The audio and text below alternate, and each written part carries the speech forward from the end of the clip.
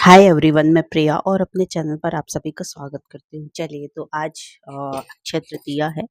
तो आज हम अक्षय तृतीया के बारे में बताएंगे कि अक्षय तृतीया क्यों मनाई जाती है और यह क्या है, इसका महत्व क्या है और इस दिन कौन से ऐसे शुभ कार्य करने चाहिए।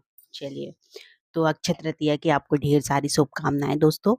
तो देखिए, अक्षय तृतीया वैशाख मास के शुक्ल पक्ष की तृतीय तिथि को मनाई जाती है और माना जाता है कि इस दिन कोई भी शुभ कार्य करने से पंचांग देखने की जरूरत ही नहीं होती। कहते हैं अक्षय तृतीया पर किए गए कार्यों का कई गुना फल प्राप्त होता है और इस साल अक्षय तृतीया पर शनि की चाल बदलना भी एक विशेष घटना है। कहते हैं जिसका प्रभाव सभी राशियों पर अगले 6 महीने तक देखने को मिलता है, उसे अख तीज के नाम से भी जाना जाता है।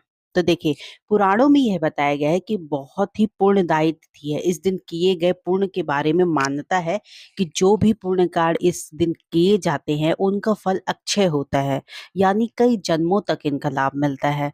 तो क्यों मनाई जाती है अक्षय तृतीया? तो देखिए, कहते हैं कि भगवान विष्णु के छठे अवतार माने जाने वाले भगवान परशुराम का जन्म हुआ था। परशुराम ने महर्षि जमदाग्नि और माता रेणुका देवी के घर में जन्म लिया था। यही कारण है कि अक्षय तृतीया के दिन भगवान विष्णु की उपासना की जाती है और इस दिन परशुराम जी की पूजा करने का भी विधान है। इस दिन माँ गंगा स्वर्ग से धरती पर अवतरित हुई थी और राजा भागीरथ ने गंगा को धरती पर अवतरित कराने के लिए हजारों वर्ष तक तप कर उन्हें धरती पर लाए थे। और इस दिन पवित्र गंगा में डुबकी लगाने से मनुष्य के सारे पाप नष्ट हो जाते हैं। इस दिन माँ अन्नपूर्णा का जन्मदिन भी मनाया जाता है। इस दिन गरीबों को खाना भी खिलाया जाता है और भंडारे किए जाते हैं। माँ अन्नपूर्णा के पूजन से रसोई तथा भोजन में स्वाद बढ़ जाता है। कहते हैं कि अक्षय तृतीया के अवसर पर महर्षि वेदव्यास जी ने महाभारत लिखना भी शुरू किया था और महाभारत को पांचवें वेद के रूप में माना जाता है। इसमें श्रीमद् भागवत गीता भी समाहित है। अक्षय तृतीया के दिन श्रीमद् भागवत गीता के 18वें अध्याय का पाठ करना चाहिए। बंगाल में इस दिन भगवान गणेश जी और माता लक्ष्मी का पूजन कर सभी व्यापारी अपना लेखा जोखा की किताब शुरू करते हैं। वहाँ इस दिन को हलकता कहते हैं।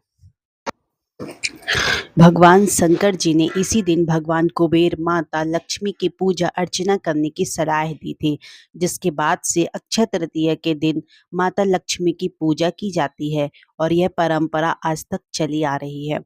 कहते हैं कि अक्षय तृतीया के दिन ही पांडव पुत्र युधिष्ठिर को अक्षय पात्र की प्राप्ति हुई थी और इसकी विशेषता यह है कि इसने कभी भी भोजन समाप्त नहीं होता है। चलिए, तो आज हम जानेंगे कि अक्षय तृतीया का महत्व क्या है। तो देखिए, अक्षय तृतीया के दिन शुभ कार्य करने का विशेष महत्व रहता है। अक्षय तृतीया के दिन कम से कम एक गरीब को अपने घर बुलाकर सत्कार पूर्वक उन्हें भोजन अवश्य कराना चाहिए। कहते हैं कि यह गृहस्थ लोगों के लिए ऐसा करना बहुत जरूरी बताया गया है।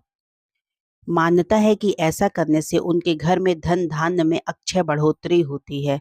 अक्षय तृतीया के पावन अवसर पर हमें धार्मिक कार्यों के लिए अपनी कमाई का कुछ हिस्सा दान करना चाहिए। ऐसा करने से हमारी धन और संपत्ति में कई गुना इजाफा होता है।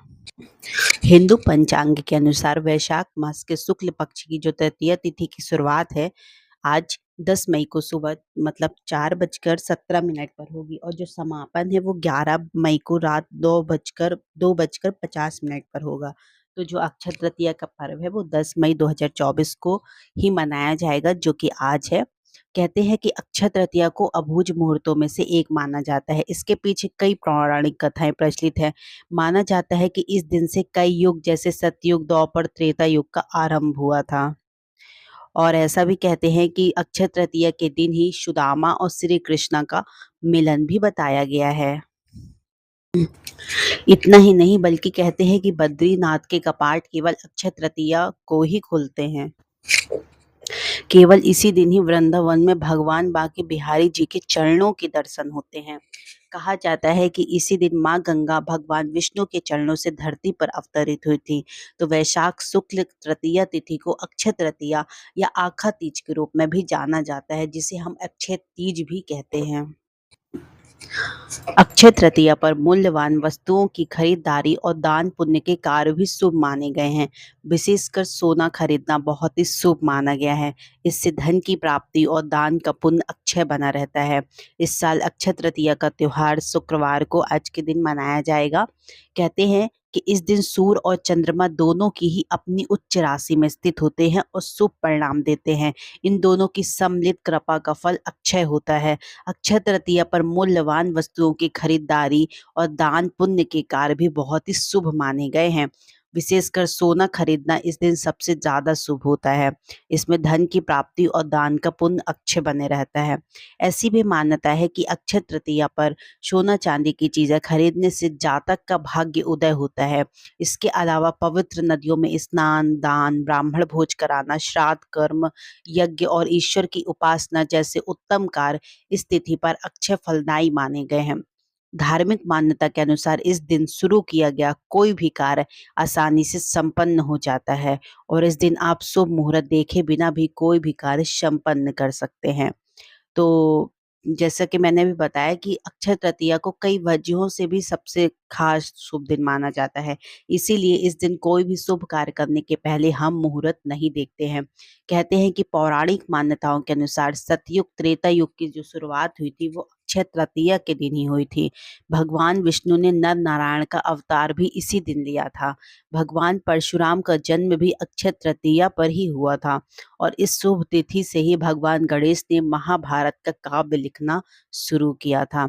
इतना ही नहीं, जैसा कि मैंने अभी बताया कि अक्षय तृतीया के दिन ही बद्रीनाथ, केदारनाथ के कपाट खुलते हैं और केवल इसी दिन वृंदावन में भगवान बांके बिहारी के, वैसे तो आप देखते होंगे कि उनके मतलब उनके चेहरे का दर्शन कराया जाता है, लेकिन इस दिन बांके बिहारी के चरणों के दर्शन किया कराए जाते हैं।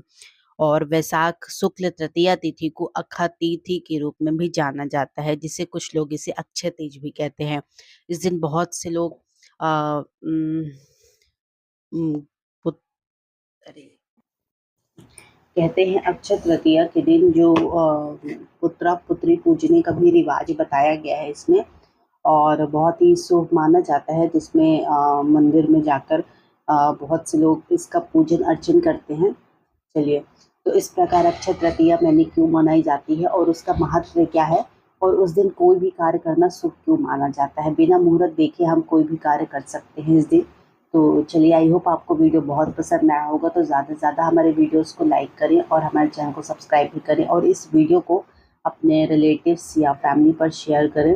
जैसा कि मैं हमेशा से कहती हूँ कि अगर आप सनातन धर्म से हैं तो आपको ये सारी पौराणिक कथा और हिंदू के रीति रिवाज अवश्य ही पता रहना चाहिए।